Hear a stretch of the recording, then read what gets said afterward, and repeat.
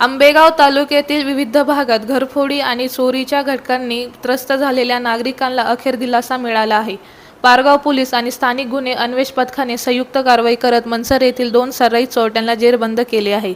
हर्षल दत्तात्रय तांदळे आणि महेश दत्तात्रय मंगळवेढेकर या दोघांना मनसर येथून ताब्यात घेण्यात आले। चौकशीत त्यांनी मनसर, पारगाव तसेच इतर पोलीस ठाण्याच्या हद्दीत अनेक गुन्हे केल्याची कबुली दिली आहे। या कारवाईदरम्यान पोलिसांनी आरोपींकडून सुमारे 29 लाख रुपयांचा मुद्देमाल जप्त केला आहे।